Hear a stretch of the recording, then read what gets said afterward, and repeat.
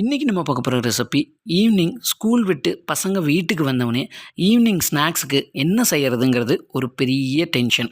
அந்த மாதிரி டைமில் வீட்டில் ப்ரெட்டு மட்டும் இருந்ததுன்னா இந்த மசாலா ப்ரெட்டை டக்குன்னு ஒரு 10 நிமிஷத்தில் ரெடி பண்ணி கொடுத்தீங்கன்னா சூப்பராக சாப்பிடுவாங்க, ஹாப்பியாகிடுவாங்க. செய்யலாமா? நான் ஃபஸ்ட்டு ப்ரெட்டை இந்த மாதிரி சின்ன சின்ன பீஸாக ஃபஸ்ட்டு கட் பண்ணி தனியாக எடுத்து வச்சுக்கலாம். இப்போ இந்த கட் பண்ணியிருக்கிற ப்ரெட்டை ஒரு டவாவில் ஒரு 2 டீஸ்பூன் அளவுக்கு ஆயில் சேர்த்துருங்க. ஆயில் சேர்த்துட்டு இப்போ நம்ம கட் பண்ணி வச்சுருக்க ப்ரெட்டெல்லாம் டவாவில் போட்டுட்டு நல்லா டோஸ்ட் பண்ணி எடுக்கணும். நல்லா கிறிஸ்பி ஆகிற மாதிரி நல்லா டோஸ்ட் பண்ணிக்கணும். நல்லா திருப்பி விட்டு 2 சைடும் நல்லா திருப்பி விட்டு நல்லா கோல்டன் ப்ரௌனில் நல்லா டோஸ்ட் பண்ணி பாருங்கள். இந்த அளவுக்கு டோஸ்ட் ஆனவுடனே தனியாக எடுத்து வச்சுருங்க.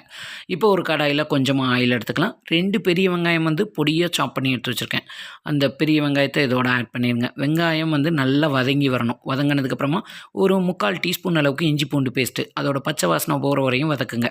இப்போ ப்ரெட்டை டோஸ்ட் பண்ண அதே டவாவில் கொஞ்சமாக ஆயில் விட்டுட்டு ஒரு 3 முட்டையும் கொஞ்சம் உப்பு சேர்த்து நல்லா பீட் பண்ணி அந்த முட்டையை இந்த டவாவில் ஊற்றி நல்லா ஸ்க்ராம்பிள்டு எக் மாதிரி நல்லா கிளறி இந்த முட்டையை தனியாக எடுத்து வச்சுக்கலாம். இப்போ இந்த வெங்காயம் நல்லா வதங்கி இஞ்சி பூண்டோட பச்சை வாசனை நல்லா போனதுக்கப்புறமா ஒரு 1/2 டீஸ்பூன் அளவுக்கு மிளகாய்த்தூள், கரம் மசாலா ஒரு 1/4 டீஸ்பூன் அளவுக்கு எடுத்துக்கோங்க.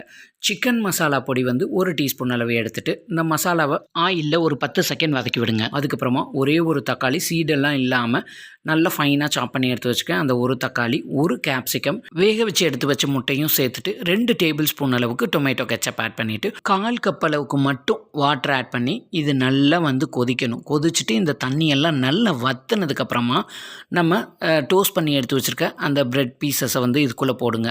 போட்டுட்டு நல்லா மிக்ஸ் பண்ணி விட்டுட்டு அடுப்பு லோ ஃப்ளேம்லேயே வச்சுட்டு ஒரு 2லேருந்து 3 நிமிஷம் சிம்மில் வச்சுருங்க. கடைசியில் பொடியாக நறுக்கின மல்லி இலையை மேலாப்பில் தூவி நல்லா மிக்ஸ் பண்ணிவிட்டு சுட சுட ஒரு கப்பில் போட்டு பசங்கள்கிட்ட கொடுத்தீங்கன்னா ஹாப்பியாக சாப்பிடுவாங்க. இந்த மாதிரி செஞ்சு கொடுத்தீங்கன்னா குழந்தைங்க மட்டும் இல்லைங்க, பெரியவங்களும் நல்லா விரும்பி சாப்பிடுவாங்க. சூப்பராக இருக்கும். கண்டிப்பாக இந்த ரெசிப்பியை நீங்களும் ட்ரை பண்ணி பாருங்கள். இனிமேல் ஈவினிங் ஸ்நாக்ஸுக்கு டென்ஷனே இல்லாமல் ப்ரெட் இருந்தால் டக்குன்னு ஒரு 10 நிமிஷத்தில் ரெடி பண்ணி கொடுத்துடலாம். இந்த வீடியோ பிடிச்சிருந்தா உங்கள் ஃப்ரெண்ட்ஸ் அண்ட் ஃபேமிலிக்கு ஷேர் பண்ணுங்கள். இது அவங்களுக்கும் யூஸ்ஃபுல்லாக இருக்கும். மறக்காமல் நம்ம சுபாஷ் டைம் சேனலை லைக் பண்ணி சப்ஸ்கிரைப் பண்ணிடுங்க.